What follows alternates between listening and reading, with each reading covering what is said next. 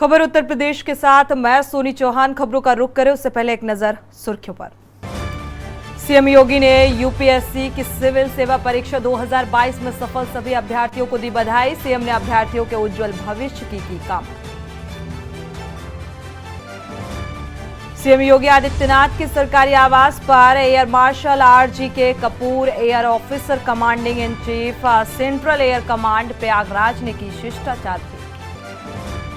वाराणसी जिला न्यायालय ने ज्ञान वापी से संबंधित सभी 7 मामलों की सुनवाई एक साथ कराने के लिए दिए निर्देश। गैंगस्टर एक्ट मामले में मुख्तार अंसारी के MP MLA कोर्ट में वीडियो कॉन्फ्रेंसिंग हुई। पेशी कोर्ट ने सुनवाई की अगली तारीख 31 मई तय की। राज्य मंत्री कपिल देव अग्रवाल ने राजकीय ITI लखनऊ का किया औचक निरीक्षण। शैक्षणिक संस्थानों में कार्मिकों की लापरवाही बर्दाश्त नहीं। वाराणसी में जमीन अधिग्रहण के दौरान किसानों पर हुए पुलिस लाठीचार्ज के खिलाफ विपक्ष हुआ लामबंद। सपा नेता पल्लवी पटेल के नेतृत्व में हुई प्रतिरोध सभा। आप देख रहे हैं के न्यूज, खबरों का सारथी। फर्रुखाबाद से बड़ी खबर आपको बता दें, गंगा नहाने गए 3 दोस्तों की डूबने से मौत हुई है। एक ही गांव के ये 3 युवकों की मौत से हड़कंप मचा है। घटनास्थल पर लगी भीड़, गांव में पसरा सन्नाटा। मौके पर पहुंचे प्रशासनिक अधिकारी। गंगा नहाने गए 3 दोस्तों की डूबने से मौत हुई है। हालांकि लगातार गोताखोरों ने तीनों शवों को फिलहाल बाहर निकाल लिया है। पुलिस ने शवों को पोस्टमार्टम के लिए भेज दिया है। थाना कमालगंज के भोजपुर का ये मामला बताया जा रहा है, जहां पर ये तीनों दोस्त गंगा नहाने के लिए गए हुए थे और गंगा में डूबने की वजह से इनकी मौत हो गई।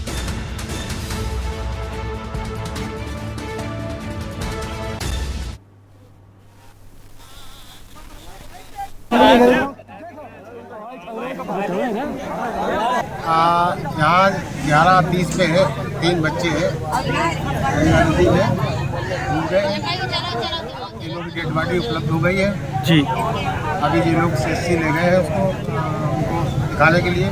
जिंदा है, खत्म हो गए हैं। इनके तीनों के नाम कुछ पता है आपको? हाँ, नाम पता है। क्या नाम है उन लोगों के? डेड बॉडी मिल गई है, हम रिपोर्ट नोट करके ला रहे हैं। एक है इसमें उदय पुत्र प्रसाद। एक है, उम्र कितनी है इनकी? 17 वर्ष। अच्छा। एक है जोयन। हाँ। हाँ। पुत्र शायद अली। हाँ। उम्र 15 वर्ष। हाँ। और एक है अशरफ पुत्र आसिफ, उम्र 12 वर्ष।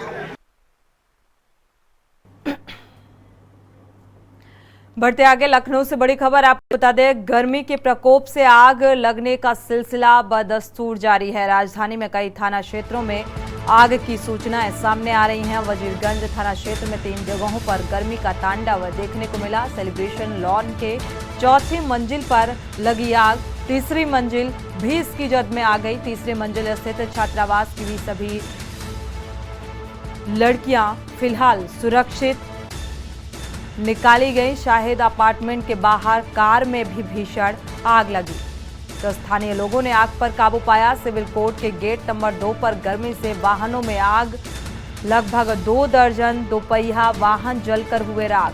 3 फायर ब्रिगेड की गाड़ियों ने आग पर काबू पाया। तपती गर्मी की वजह से वाहनों में ये शॉर्ट सर्किट हुआ था। गर्मी के प्रकोप से आग लगने का सिलसिला बदस्तूर जारी है।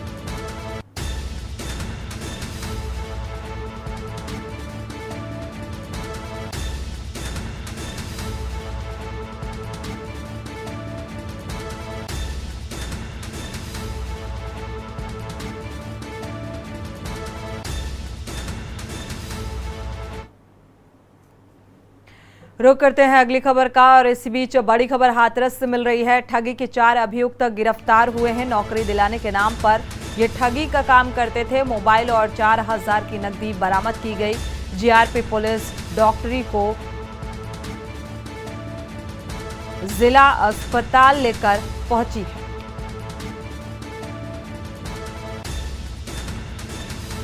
फिलहाल मेडिकल के लिए अस्पताल ले जाया गया। हाथरस से बड़ी खबर, ठगी के 4 अभियुक्तों को गिरफ्तार किया गया है।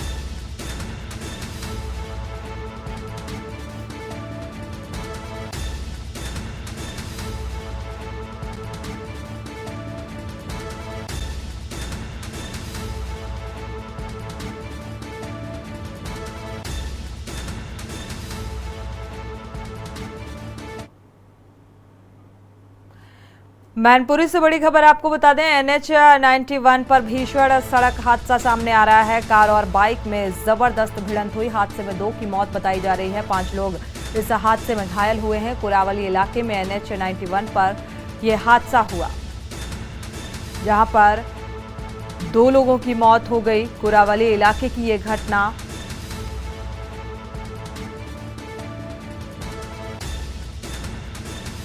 भीषण सड़क हादसे में 2 लोगों की मौत, तो कार और बाइक की जबरदस्त भिड़ंत हुई, जिसके चलते यह हादसा 5 लोग इस हादसे में घायल बताए जा रहे हैं। हालांकि उपचार के लिए अस्पताल में भर्ती कराया गया है।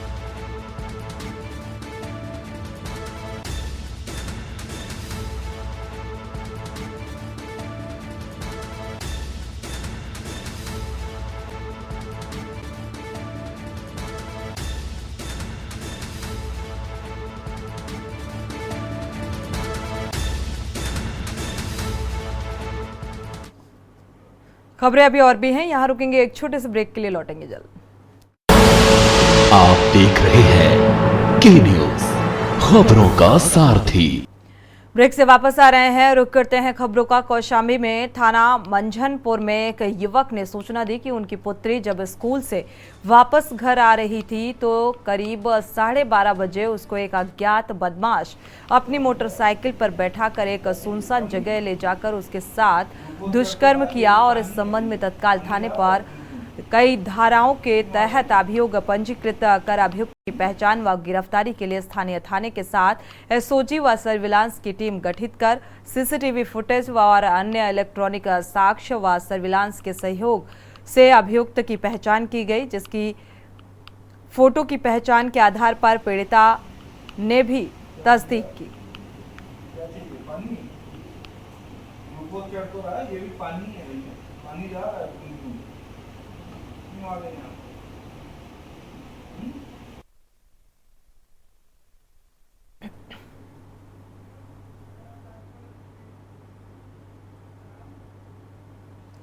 बढ़ते आगे, रेलवे स्टेशन परिसर में खड़ी ट्रेनों में चढ़कर चार्जिंग में लगे मोबाइल फोन को चुराने वाले 2 अभियुक्तों को जीआरपी की टीम ने गिरफ्तार कर लिया है। जीआरपी इंस्पेक्टर रामकृष्ण द्विवेदी ने बताया कि पकड़े गए अभियुक्त की पहचान शालिग्राम गुप्ता व आरिफ रजा खान के रूप में हुई है, जो कि पहले से ही चोरी के कई मामलों में संलिप्त हैं और अक्सर रेलवे स्टेशन में ही चोरियां करते थे। मुखबिर की सटीक सूचना पर दोनों अभियुक्तों को स्टेशन परिसर पर चोरी के साथ गिरफ्तार किया गया। दोनों अभियुक्तों पर विधिक कार्रवाई कर जेल भेज दिया गया है। इधर देखो यार, बढ़िया फोटो आएगा।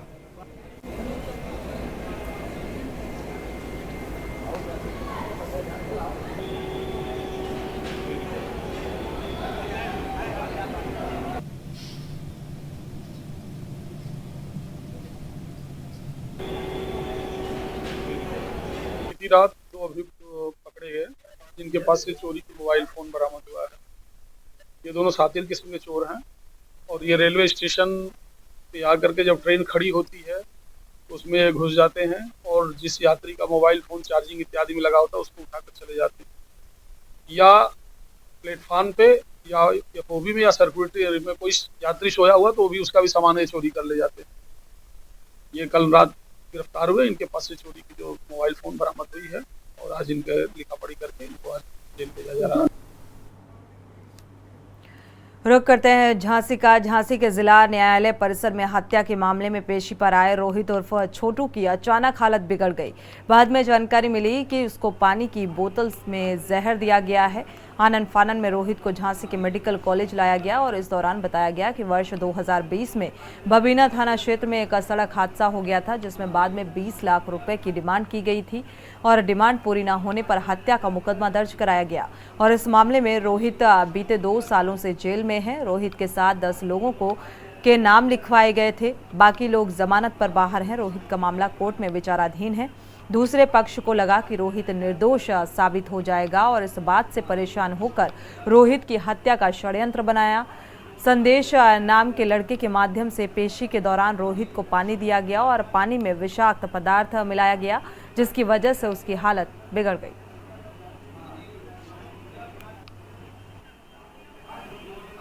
अब मेरे बेटे से एक एक्सीडेंट हो गया था डोंगरी बांध पे, तो उनने मेरे से 20 लाख रुपए मांगा था, जिसके बच्चों का एक्सीडेंट हुआ था। तो मेरे पास व्यवस्था नहीं थी, तो उनने 300 तो मेरे बच्चे पे लगवा दी थी। तो मेरा जेल में था। आज बच्चे की मेरे को अभी जिला चल रही है, बहस चल रही है, तो आज तारीख पे आया था। तो उसने मिलके दोनों ने, भैया साहब और शुभम और नीलेश भार्गव और संदेश चौबे का भाई है एक, उसका नाम मेरे को याद जल्दी में नहीं आ रहा है, तो 4-5 उन्होंने आज मेरे बच्चे को जहर दिलाया। जिला एवं सत्र न्यायाधीश महोदय झांसी के यहाँ जिसमें ये वांछित था और ये आज पेशी तारीख पर आया था, जिसमें आज बहस होना था, परंतु बहस नहीं हो सकी थी और ये तारीख करने के लिए जा रहा था। रास्ते में इसे सिपाही ने बताया है हमें कि एक संदेश चौबे ग्राम मुरारी का लड़का है जो कि जूनियर अधिवक्ता है, उसने इसको कुछ खाने के लिए और पीने के लिए पानी की बोतल दी थी। तो आपके बस्ती पे आकर फिर क्या हुआ उसको? ये हमें रास्ते में मिला था, बस्ते तक पहुंच ही नहीं पाया। ये ज़्यादा सीरियस होने लगा तो कुछ महक जैसी आई, तो इसको तुरंत ही मैंने पुलिस जो साथ में थी, जिसके साथ में ये कस्टडी में था, और हम लोगों ने इसे अस्पताल में भर्ती कराया आकर। गाजीपुर पुलिस द्वारा 3 शातिर अपराधियों को गिरफ्तार किया गया है। तीनों शातिर अपराधी पहली बार साक्ष्यों के साथ पुलिस के हत्थे चढ़े और एसपी गाजीपुर ओमवीर सिंह ने बताया कि ये तीनों शातिर जनपद के कुख्यात अपराधी और लुटेरे सोनू बिंद गिरोह के सक्रिय सदस्य हैं। हथियार व लूट के माल के साथ गिरफ्तार कर तीनों शातिर काफी दिनों से आपराधिक और लूटपाट की वारदातों को गिरोह बनाकर अंजाम देते रहे हैं और पुलिस इनकी फिराक में काफी दिनों से थी। एसपी गाजीपुर ने बताया कि सोनू बिंद जो गाजीपुर समेत पूर्वांचल का एक बड़ा अपराधी और लुटेरा है। पुलिस अधीक्षक ने बताया कि सोनू बिंद नए लड़कों की भर्ती अपनी गैंग में करता है और उनसे लूट का कार्य करवाकर उन्हें शातिर अपराधी बनाता है। पहली बार पकड़े जाने पर साक्ष्य के अभाव में इन लुटेरों पर कड़ी कार्रवाई नहीं हो पाई थी। इस बार साक्ष्य मिलने के बाद इन तीनों को गिरफ्तार किया गया और इनके ऊपर कड़ी कार्रवाई की जा रही है और इनकी निशानदेही पर इनके सरगना और अन्य लोगों की तलाश जारी है।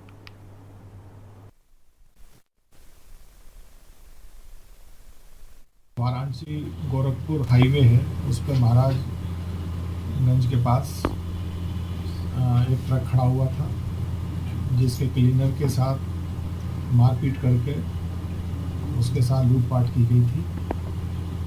उसी घटना का आज पर्दाफाश किया गया है स्वाट और कोतवाली पुलिस द्वारा, जिसमें 3 अभियुक्तों को गिरफ्तार करके भेजा गया है और इनके पास जो मोटरसाइकिल मिली है वो भी चोरी की मोटरसाइकिल है जो वाराणसी से कनेक्ट हुई है। बाकी इनका एक साथी अभी फरार है, सोनू बिंद, उसकी पुलिस सरगर्मी से तलाश कर रही है। खबरें अभी और भी हैं, यहाँ रुकेंगे एक छोटे से ब्रेक के लिए, लौटेंगे जल्द। आप देख रहे हैं के न्यूज, खबरों का सारथी। ब्रेक से वापस आ रहे हैं। खबर बुलंदशहर से है। एएसपी श्लोक कुमार सिंह ने रिश्वतखोर ककोड़ कोतवाल के खिलाफ सख्त कार्रवाई की है। बताया जा रहा है कि कोतवाल का कार्यालय में 2000 और 500 के नोट गिनने का वीडियो सोशल मीडिया पर वायरल हुआ था और एएसपी ने मामले का संज्ञान लेते हुए कोतवाल को तत्काल प्रभाव से सस्पेंड कर दिया है और सीओ सियाना को जांच करने के आदेश सौंप दिए हैं।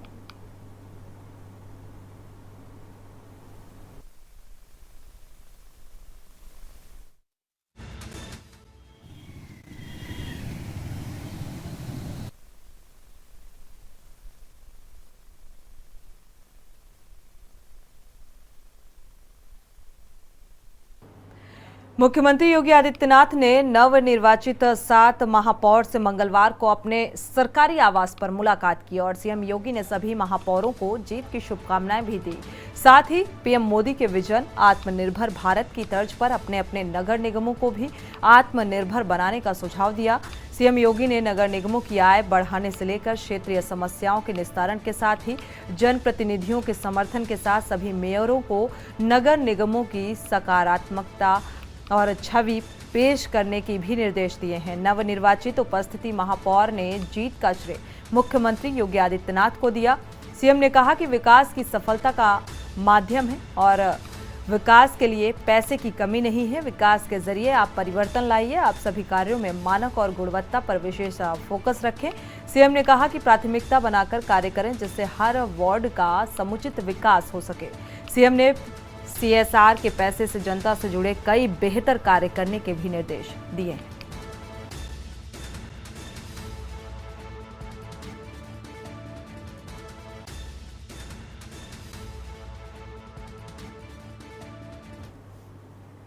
वक्त हो चला एक और छोटे से ब्रेक का, लौटेंगे जल्द। आप देख रहे हैं के न्यूज, खबरों का सारथी। ब्रेक से वापस आ रहे हैं, रुक करते हैं खबरों का। उत्तर प्रदेश के विभिन्न जनपदों के न्यायालय परिसर में हुई आपराधिक घटनाओं के चलते बागपत पुलिस अलर्ट मोड पर है और पुलिस ने कोर्ट परिसर में सघन चेकिंग अभियान चलाया। न्यायालय गेट पर आने वाले लोगों की चेकिंग की गई।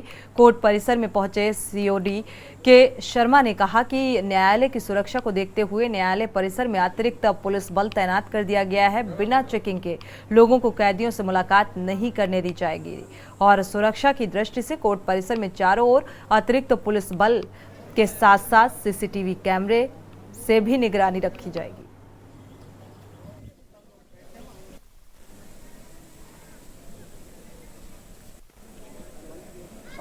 जैसा कि आपको विदित है कि वर्तमान में कई जनपदों में इस तरह की घटना हो चुकी है। न्यायालय सुरक्षा को लेकर हमारे SP बागपत बहुत ही संवेदनशील है। उनके द्वारा मुझे निर्देशित किया गया और मेरे तथा समस्त फोर्स के द्वारा कई जगह न्यायालय सुरक्षा को लेकर ड्रिल की गई। बैग स्कैनर, HHMD, DFMD इन सब की चेकिंग की गई और विस्तृत रूप से चेकिंग कराई जाएगी और ये चेकिंग लगातार जारी रहेगी। रुक करते हैं अगली खबर का। सपा नेता व पूर्व विधायक अनिल दोहरे की अगुवाई में कन्नौज कलेक्ट्रेट पहुंचे, जहां सपा नेताओं ने जमकर प्रदेश सरकार के विरोध में नारेबाजी की। बीजेपी को दलित OBC विरोधी बताते हुए पूर्व विधायक ने आरक्षण में बैकवर्ड को कम सीटें दिए जाने को संविधान विरोधी बताया है।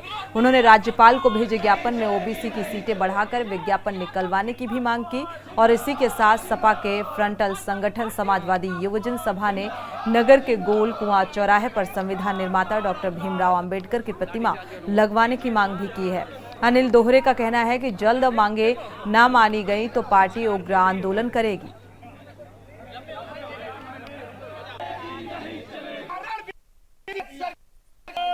समाजवादी पार्टी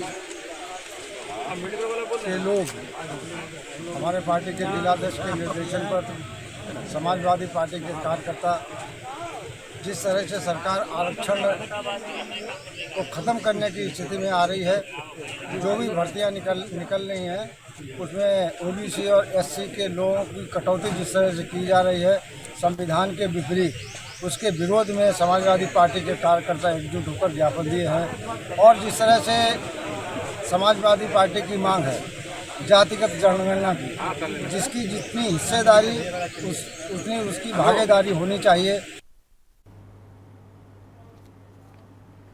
खबर अमेठी से है। यहां ज्येष्ठ माह के बड़े मंगलवार को बीजेपी सांसद स्मृति ईरानी के प्रेरणा से सांसद की निर्वाचित लोकसभा के 5वीं विधानसभा में विशाल भंडारे का आयोजन किया गया। स्वास्थ्य राज्य मंत्री मयंकेश्वर शरण सिंह, नगर पंचायत सचिव विजय गुप्ता, जिला पंचायत अध्यक्ष राजेश अग्रहरि ने स्थानीय लोगों में प्रसाद का वितरण कराया।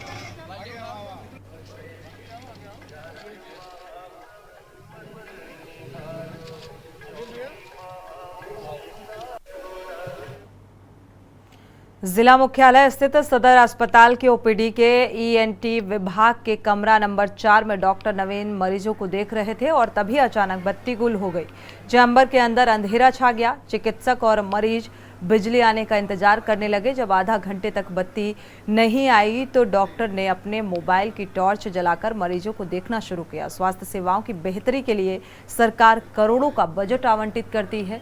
साथ ही मरीजों के इलाज के लिए स्वास्थ्य सेवाओं में आने वाले व्यवधान के लिए वैकल्पिक व्यवस्था के भी बजट मुहैया कराया जाता है। जिला अस्पताल में बिजली जाने पर वैकल्पिक तौर पर लगाया गया जनरेटर नहीं चलाया गया। जिले को की स्वास्थ्य सेवाओं की बेहतरी और बदहाली का अंदाजा सहज ही लगाया जा सकता है। कार्यवाहक सीएमएस डॉक्टर जीपी शर्मा ने बताया कि थोड़ी देर के लिए लाइट चली गई थी। भीड़ के कारण डॉक्टर ने मोबाइल की टॉर्च जलाकर मरीजों को देखना शुरू किया।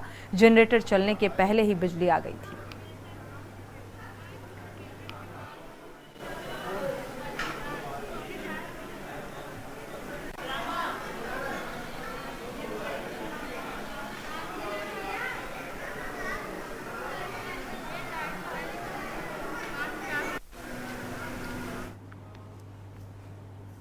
बरौनी से एर्नाकुलम को जाने वाली बरौनी एर्नाकुलम एक्सप्रेस में एसी नहीं चलने की शिकायत को लेकर ट्रेन में सफर कर रहे यात्रियों ने कानपुर सेंट्रल पर जमकर हंगामा किया। हंगामा करने वाले यात्रियों ने बताया कि ट्रेन में सुबह 7 बजे से एसी नहीं चलने की वजह से ट्रेन के अंदर यात्रियों को घुटन महसूस हो रही थी और कोच अटेंडेंट से मामले की शिकायत की, लेकिन सिर्फ गोलमोल जवाब देते हुए नजर आए। कानपुर सेंट्रल पर 1 बजे ट्रेन पहुंचने पर यात्रियों ने उग्र आंदोलन किया और जमकर हंगामा किया। स्लीपर क्लास के लोगों को भीड़ बहुत ज़्यादा होने के कारण नहीं बैठने दिया गया। गर्मी के चलते अपनी जान बचाकर इमरजेंसी विंडो से बाहर निकलकर प्लेटफॉर्म पर आए। एक बुजुर्ग महिला ने बताया कि उन्नाव से उनकी 2 सीटें कंफर्म हैं, लेकिन भीड़ ज़्यादा होने के कारण सीट पर नहीं बैठ पा रही हैं। हंगामे के बीच करीब 2.5 घंटे के बाद ट्रेन के एसी को सही किया जा सका।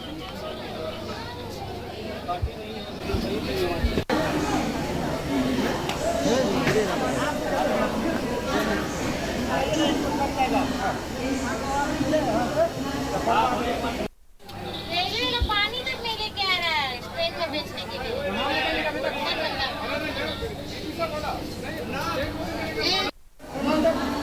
समोसे खाइए।